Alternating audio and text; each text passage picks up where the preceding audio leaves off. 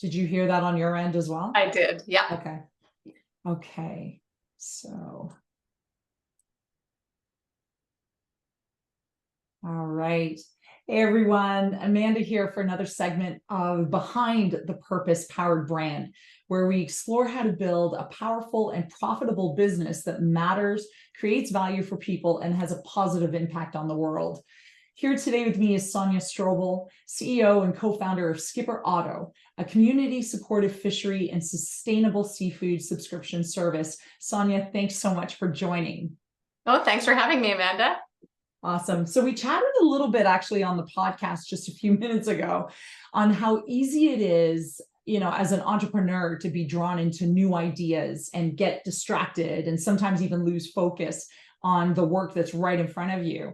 You shared a little bit about a decision-making tool that you created that you've been using with great success for, over the last 15 years. It's really helped with what I would call the shiny object syndrome, as we talked about. I'd love for you to just dive into that a little bit more. Share about what it is, how it works, and how you use it. Yeah, I think it's so important. And in fact, I don't know how entrepreneurs manage if they don't have a decision-making rubric, because my brain is like popcorn all the time with ideas. And because I have such a big community of people, I'm always seeing new ideas and thinking of ways that I can work with other people. And it just would be so easy to, just be off course. And to use like a shipping metaphor, you've got to have your eyes on the target, on where you're going, and you set the course and stay that course instead of, just going like this. You're never going to get, or worse, if you don't know where you're going, you're never going to get there. So Totally. Without a decision-making rubric, I don't know, I would be lost. So I have had versions of it over the years. I tweak it all the time. I ask myself and my team, is this still what we're all here? We agree that we're here to do? Do we still agree these are the most important things to decide what we're doing and what we're not?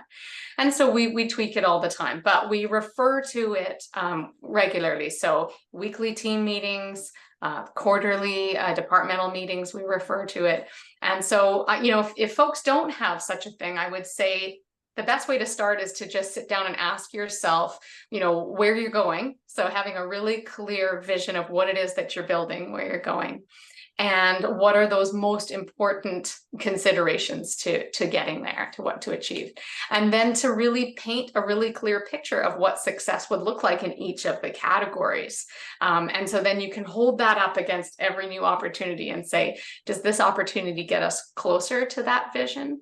And is it checking the kind of boxes of these considerations? And if it isn't, it doesn't mean it's a bad idea. It just means that maybe it needs to get parked somewhere. So really important is to have a place to put those ideas, and a time what you set aside to look over those ideas and to check, is now the right time for that one to come back, or is it time for it to still stay in what we call the mooring field? It's not a parking lot, it's where you leave your boats in the mooring fields. Yeah. So does your decision-making matrix, is it a scoring system for these ideas? What are kind of the factors that you would use, or an example of the factors? Yeah, I think scoring can sometimes be useful, but sometimes a narrative is more helpful. So, and this is why I say that for each of the categories, so in our case, you've got your 5 down this side. So if we're talking about conservation and reconciliation and a fishing way of life, protecting that way of life, food security, and then company stability. So then what's a 1 out of 5? What's a 2, 3, or a 5, 4, 5 out of 5? So for each one, writing a paragraph, writing a narrative to say, this is an opportunity as a 5 out of 5 for, let's say, food security. This means that we know that we're connecting people in a really resilient and robust way to food that they're going to be able to nourish themselves with over time, where we're sort of building those strong connections, those sorts of things. So that narrative will be written out in the 5 out of 5. And then I'll write out, maybe I don't do every single one, a 4 and a, but I'll write the 5 and the 3 and the 1, and I'll sort of write a narrative for each one. And so then an opportunity comes up and I'll read that narrative and say, does that feel right? Does that feel like a 5 out of 5? Or to be really honest with myself, actually, it doesn't feel like a 5 out of 5 for that one. And so that's how we'll weave and meander. And we just have to be ready to be honest with ourselves, because sometimes we get excited about the shiny object and we just want to do it anyway. Yes. But if you have that tool, you can kind of rein yourself in a little bit, you know?